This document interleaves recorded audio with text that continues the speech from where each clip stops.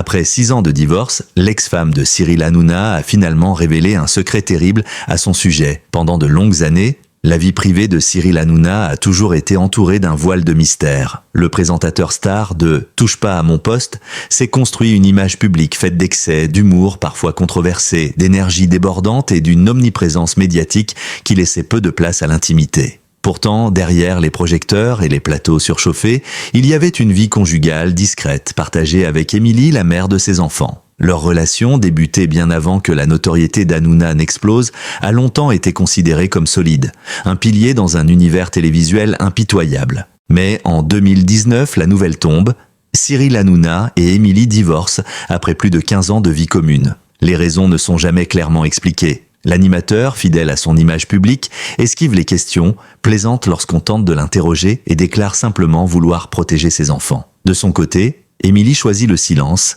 préférant s'effacer plutôt que de nourrir la machine médiatique. Ce mutisme a alimenté toutes les rumeurs. Était-ce une rupture à l'amiable, marquée par l'usure du temps et des rythmes de vie incompatibles, ou bien une séparation douloureuse, fruit de tensions profondes dissimulées aux yeux du public? Pendant des années, aucune réponse concrète n'a émergé. Et c'est précisément ce silence qui a rendu la confession d'Émilie, 6 ans plus tard, d'autant plus fracassante. Il faut comprendre l'obsession du public pour la vie privée de Cyril Hanouna. En France, peu d'animateurs ont atteint un tel niveau de notoriété. Baba, comme l'appellent ses fans, est devenu une figure incontournable de la télévision, une sorte d'icône populaire autant adulée que critiquée. Chaque geste, chaque phrase, chaque décision est scrutée, commentée et relayée dans la presse. Pourtant, sur le plan intime, l'homme a toujours été insaisissable. Contrairement à d'autres célébrités qui exhibent volontiers leurs relations amoureuses, Hanouna a construit un mur entre son travail et sa sphère privée. Ce choix stratégique a attisé encore davantage la curiosité. Le public savait qu'il avait une compagne,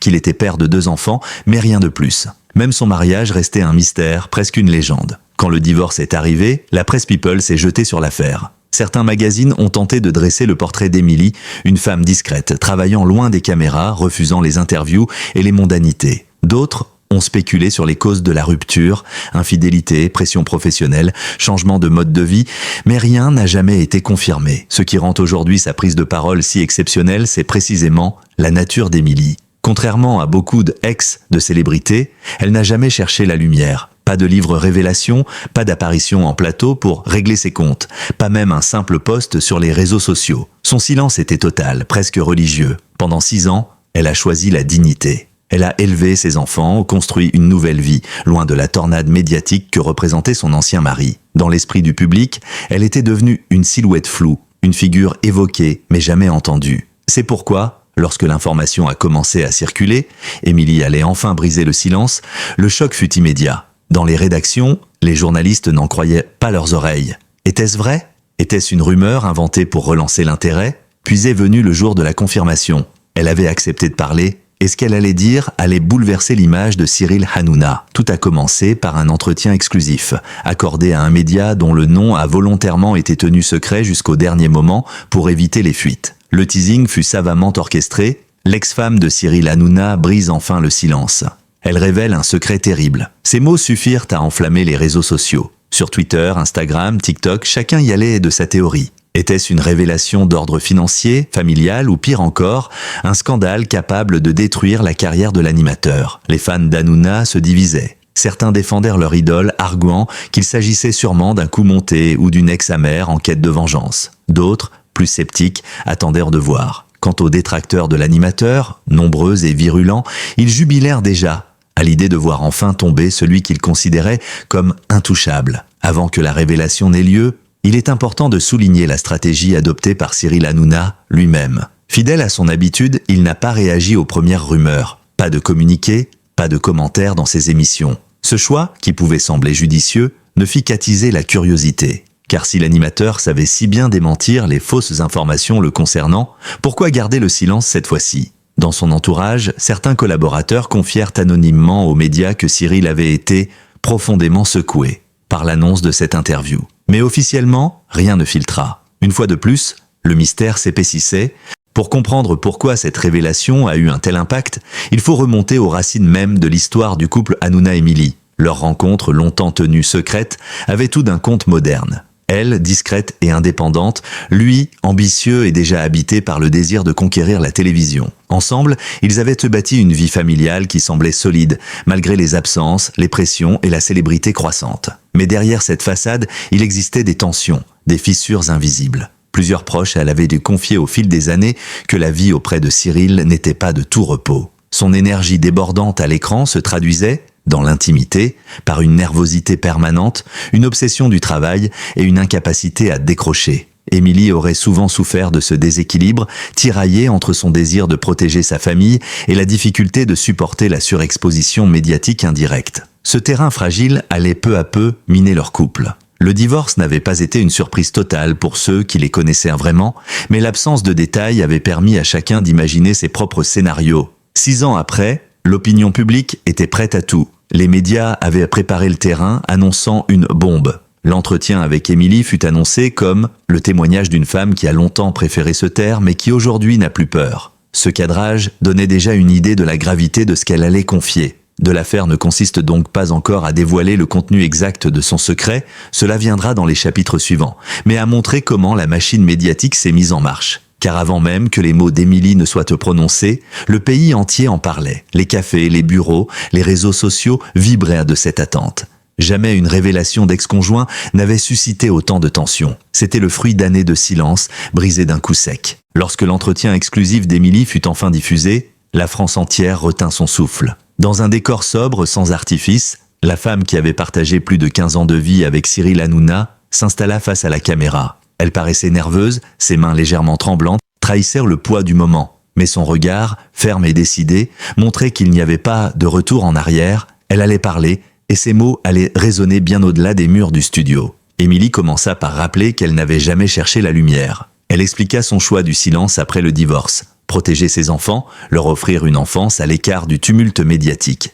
Mais au fil des années, ce silence était devenu un fardeau. Car derrière la façade du présentateur charismatique et blagueur, il y avait une vérité sombre qu'elle portait seule depuis trop longtemps. « J'ai gardé ce secret pour moi », dit-elle d'une voix posée. « J'ai eu peur pour ma famille, peur des répercussions, mais aujourd'hui je ne peux plus me taire. » Ces mots suffirent à faire basculer l'entretien. On comprit immédiatement que ce qu'elle allait dire n'était pas un simple reproche d'ex-épouse, mais bien une confession lourde, presque insoutenable. Émilie décrivit un homme à 2 visages. À la télévision, Cyril Hanouna apparaissait comme l'animateur festif, entouré de chroniqueurs complices, lançant des gags, provoquant le rire et parfois la polémique. Mais une fois les caméras éteintes, affirma-t-elle, il se transformait. Il vivait sous une tension permanente, expliqua-t-elle, tout devait toujours tourner autour de lui. À la maison, il n'y avait pas de répit, pas de pause, il contrôlait tout, absolument tout. Elle évoqua son obsession pour les audiences, sa peur constante de l'échec et son besoin maladif de reconnaissance. Selon elle, cette pression ne se limitait pas au travail. Elle envahissait chaque recoin de leur vie privée. C'était comme si nous étions en permanence sur un plateau télé, continua-t-elle. Les enfants, moi, nous étions des figurants dans le show qu'il se créait. Puis vint le cœur de sa révélation. Émilie affirma que Cyril Hanouna n'était pas seulement un mari exigeant ou un père absent. Elle le décrivit comme un homme manipulateur, utilisant ses proches comme il utilisait ses collaborateurs pour asseoir son pouvoir et nourrir son ego. J'ai découvert, confia-t-elle, qu'il avait instauré un système de contrôle psychologique. Tout passait par lui. Les décisions, l'argent, les relations avec nos amis. Progressivement, je n'étais plus moi-même, je vivais selon ses règles. Ce mot, contrôle, fit l'effet d'une bombe. Car il ne s'agissait plus de simples tensions conjugales, mais de l'accusation d'un comportement toxique, voire abusif. Émilie alla plus loin. J'ai dû cacher mes projets, mes envies, parce que si je les exprimais, il les détruisait. Il disait que je ne valais rien sans lui. Et pendant des années, je l'ai cru. Au fil de son récit, Émilie esquissa aussi un portrait inquiétant des coulisses de la télévision. Elle révéla que les mêmes mécanismes qui régissaient leur vie privée se retrouvaient dans la carrière de l'animateur. À la maison, il testait sur nous ce qu'il imposait à ses équipes, dit-elle. L'humiliation, les colères soudaines, les chantages affectifs, c'était une méthode, et ça fonctionnait. Selon elle, ce n'était pas un hasard si tant d'anciens chroniqueurs de TPMP avaient quitté l'émission en mauvais termes, dénonçant ensuite les pressions et les manipulations. Ce que le public voyait comme des clashs ou des coups de théâtre, moi, je savais que c'était son mode de fonctionnement quotidien. Émilie raconta également le moment où elle décida de mettre fin à ce cycle. Un soir, je me suis regardée dans le miroir et je ne me reconnaissais plus. J'étais devenue l'ombre de moi-même. Mes enfants me voyaient le souffrir et je savais que si je ne partais pas, il grandirait dans ce climat. Alors j'ai pris la décision de divorcer. Elle insista sur le courage qu'il lui avait fallu face à un homme qu'elle décrivit comme redoutable lorsqu'il sent qu'il perd le contrôle. Les mois qui suivirent furent marqués par des tensions extrêmes, des batailles juridiques et des pressions psychologiques. Mais elle tint bon. Ce divorce, conclut-elle, m'a sauvé la vie. Dès la diffusion de l'entretien, la réaction fut immédiate. Les réseaux sociaux explosèrent. Les hashtags Hanouna et Émilie étaient en tête des tendances de Twitter. Les extraits de l'interview circulaient partout, repris en boucle par les chaînes d'information. Les fans de l'animateur crièrent à la trahison, dénonçant une ex-femme jalouse ou manipulée par les médias. Mais beaucoup furent bouleversés par la sincérité d'Émilie. Son témoignage, calme et détaillé, contrastait avec l'image extravagante de son ex-mari. Dans les rédactions, on parlait déjà d'un tournant dans la carrière d'Hanouna. Pouvait-il continuer à incarner le rôle de l'animateur préféré des Français alors que son ex-femme dressait un tel portrait de lui? Face à l'ampleur de la tempête, Cyril Hanouna finit par réagir. Fidèle à sa ligne habituelle, il choisit son propre plateau. « Touche pas à mon poste » pour livrer sa version. En direct, devant des millions de téléspectateurs, il déclara « Je veux dire une chose, j'ai toujours respecté la mère de mes enfants. Je n'ai jamais voulu lui faire du mal. Ce qu'elle dit, je ne le reconnais pas. C'est sa vérité, mais ce n'est pas la mienne. » Cette défense, sobre et étonnamment retenue, ne fit pas taire la polémique. Au contraire, elle ajouta une nouvelle dimension au drame, 2 versions irréconciliables, livrées au grand public, qui devait désormais choisir qui croire. Psychologues, sociologues et spécialistes des médias furent invités sur les plateaux télé pour analyser la situation. Certains parlèrent d'un cas classique de personnalité bipolaire médiatique, d'autres évoquèrent une mécanique de pouvoir typique des stars de la télévision. Des anciens collaborateurs d'Hanouna, jusqu'alors discrets, commencèrent à livrer leurs témoignages. Certains confirmèrent les propos d'Émilie. Oui, il était difficile, parfois humiliant, toujours dans la domination. D'autres, en revanche, le défendirent bec et ongles. Il est exigeant, mais c'est ça qui fait son génie. En quelques jours, l'affaire devint un sujet de société. Devait-on séparer l'homme de l'animateur? Fallait-il juger Cyril Hanouna à l'aune de son rôle d'ex-mari ou continuer à le considérer uniquement comme une figure télévisuelle? Les débats s'enflammèrent. À la radio, dans les colonnes des journaux, sur les plateaux télé. Pour certains, la révélation d'Émilie était la preuve qu'il fallait enfin regarder au-delà du personnage public. Pour d'autres, elle n'était qu'une vengeance tardive. Une chose était certaine, l'image d'Hanouna ne serait plus jamais la même. Lorsque les mots d'Émilie eurent fini de résonner, ce n'était pas seulement une histoire intime qui éclatait au grand jour. C'était un séisme médiatique dont les répliques continuèrent à secouer la France pendant des mois. Car la révélation ne concernait pas seulement Cyril Hanouna, l'homme privé, mais aussi Cyril Hanouna, le symbole d'une télévision populaire qui semblait intouchable depuis plus d'une décennie. La première onde de choc fut professionnelle. Les annonceurs, qui investissaient des millions d'euros dans les programmes de C8, commencèrent à s'interroger. Pouvait-on encore associer son image à un animateur dont la réputation était entachée par des accusations aussi graves? Plusieurs marques retirèrent discrètement leur campagne publicitaire, préférant attendre que la poussière retombe. Les audiences de Touche pas à mon poste connurent d'abord une hausse spectaculaire, la curiosité du public était immense. Mais très vite, la tendance s'inversa. De nombreux téléspectateurs déclarèrent de ne plus supporter de voir un homme qu'ils percevaient désormais sous un jour menaçant. Certains chroniqueurs réguliers, mal à l'aise, prirent leur distance. L'émission perdit de sa légèreté, alourdie par l'ombre des révélations. La France se divisa en 2 camps irréconciliables.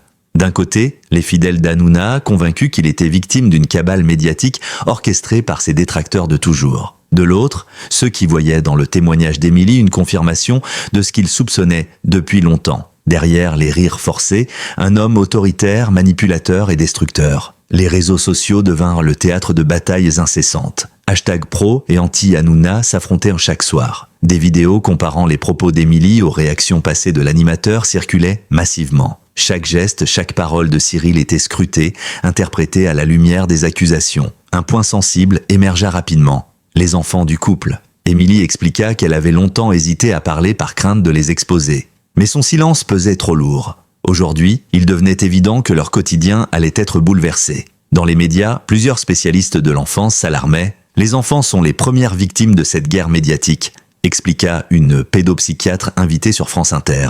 Entre un père hyper exposé et une mère devenue malgré elle figure publique, comment allait-il trouver un équilibre? Cyril Hanouna, de son côté, insista à plusieurs reprises sur son rôle de père aimant. Il rappela que, malgré ses différends avec Émilie, il avait toujours été présent pour ses enfants. Mais aux yeux du public, l'image d'un père modèle était désormais fragilisée. Au-delà du cas Hanouna, c'est toute une vision de la télévision qui fut questionnée. Depuis des années, TPMP incarnait une forme de spectacle permanent. Des débats enflammés, des clashs, des émotions à vif. Mais après les révélations d'Émilie, beaucoup commencèrent à voir cette émission comme le reflet d'une personnalité toxique, imposant ses méthodes de domination à l'écran comme dans sa vie privée. Des critiques jusque-là marginales prirent de l'ampleur. Le Conseil supérieur de l'audiovisuel reçut des centaines de plaintes de téléspectateurs dénonçant un climat de harcèlement sur le plateau. Les opposants d'Hanouna dans le monde médiatique, comme certains chroniqueurs d'émissions concurrentes, se saisirent de l'affaire pour réclamer une régulation plus stricte des programmes de divertissement. Un autre aspect apparut avec évidence, la solitude de Cyril Hanouna. L'homme qui semblait entouré d'une armée de chroniqueurs et de fans inconditionnels se retrouva progressivement isolé. Plusieurs amis du show business, craignant pour leur réputation, prirent leur distance. Certains producteurs avec qui il collaborait annulèrent discrètement des projets. L'animateur, qui se nourrissait de l'énergie collective, se retrouva face à lui-même. Sur son plateau, il redoubla d'efforts pour faire rire, mais le masque paraissait fissuré. Derrière ces plaisanteries, on percevait une fatigue, parfois même une amertume. Pourtant, Hanouna ne fut pas totalement abandonné. Certains chroniqueurs restés fidèles continuèrent à défendre Baba bec et ongles. Des spectateurs, notamment issus de milieux populaires, voyaient en lui un bouc émissaire. On lui en veut parce qu'il dit tout haut ce que les autres pensent tout bas, affirmait un internaute. Même quelques personnalités politiques prirent sa défense, rappelant qu'il avait offert une visibilité unique à des causes souvent négligées, en donnant la parole à des citoyens ordinaires dans ses émissions. Pour eux, réduire Hanouna à l'image décrite par son ex-femme, c'était ignorer le rôle social qu'il avait joué dans les médias. L'affaire ne resta pas seulement médiatique. Très vite, des rumeurs de poursuites judiciaires circulèrent. Hanouna aurait envisagé de porter plainte pour diffamation, mais ses avocats l'en dissuadèrent, craignant que le procès ne serve de caisse de résonance aux accusations d'Émilie. De son côté, cette dernière aurait été approchée par des éditeurs lui proposant d'écrire un livre. Elle refusa, expliquant ne pas vouloir transformer sa douleur en commerce. Cette dignité contribua à renforcer sa crédibilité auprès du public. Elle apparaissait comme une femme sincère, brisée mais courageuse, tandis que son ex-mari semblait se débattre dans un engrenage de communication mal maîtrisé. Au fil des mois, la tempête médiatique s'apaisa légèrement, mais les séquelles restèrent profondes. Hanouna lui-même finit par admettre, dans une rare interview hors plateau, qu'il avait des choses à changer. Sans reconnaître explicitement les accusations, il parla d'une période difficile qu'il avait obligé à se remettre en question. Pour beaucoup, il était trop tard. L'image était ternie. Mais pour ses fans, cette humilité nouvelle était la preuve qu'il pouvait évoluer. « Baba est humain, il fait des erreurs comme nous tous », affirmait un spectateur interrogé dans la rue. Cette affaire marqua un tournant pour la télévision française. Plusieurs chaînes prirent conscience de la fragilité de leurs stars et de l'importance de ne pas tout miser sur une seule personnalité. De nouveaux visages émergèrent, plus sobres, plus authentiques. Certains observateurs parlèrent même d'une ère post-Hanouna où le spectacle permanent laisserait place à une télévision plus apaisée. Mais d'autres rappelaient que le public, malgré tout,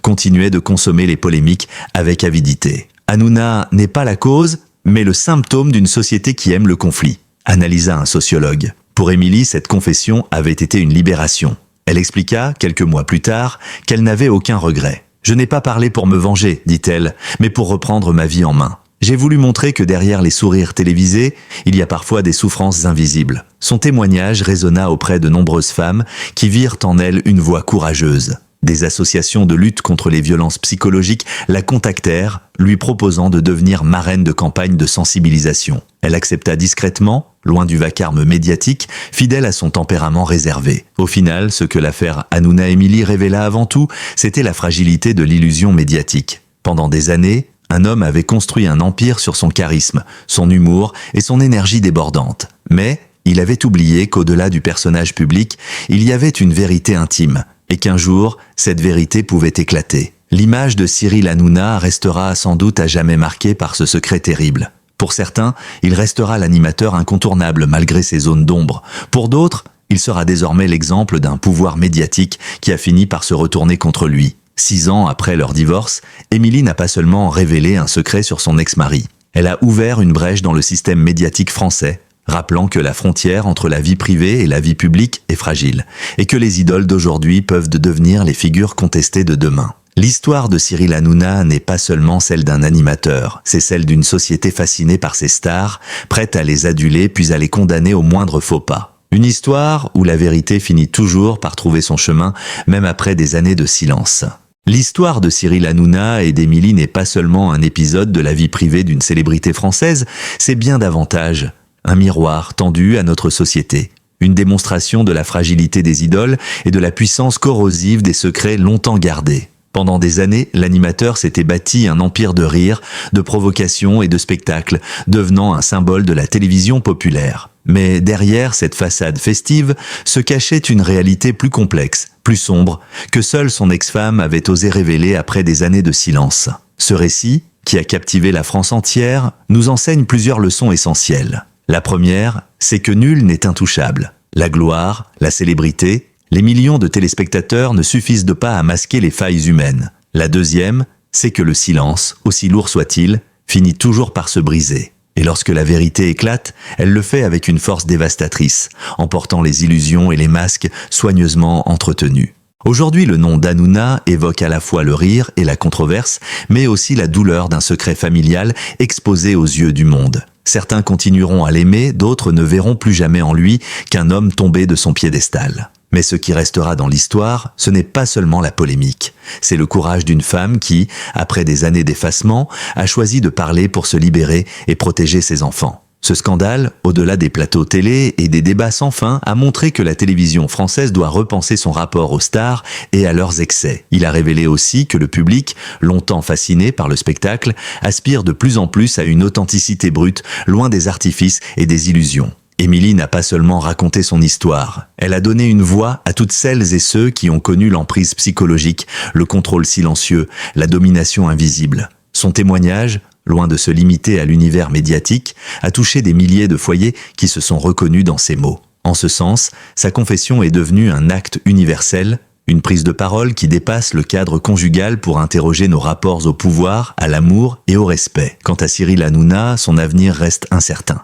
Sa carrière survivra-t-elle à ce séisme? Peut-être. Mais elle ne sera plus jamais la même. Il devra composer avec une image fissurée, avec une opinion publique divisée et avec un regard critique qui ne lui laissera plus le moindre faux pas. L'animateur, habitué à dominer la scène, devra apprendre à coexister avec son ombre. Mais qu'il continue ou qu'il s'efface, une chose est certaine. Il restera pour longtemps un symbole de cette époque où la frontière entre le divertissement et la réalité s'est effacée. Où la vie privée est devenue un spectacle et où la vérité a fini par triompher malgré toutes les tentatives pour la taire. Peut-être est-ce là la véritable leçon de cette histoire, la gloire est éphémère, la vérité, elle, est éternelle. Et parfois, il faut le courage d'une seule voix pour faire tomber un empire bâti sur des illusions. Émilie a été cette voix. Son témoignage résonnera longtemps, bien au-delà des plateaux télé et des colonnes de la presse people. Il appartient désormais à chacun de nous de décider ce que nous voulons retenir, la chute d'un homme ou l'émergence d'une vérité.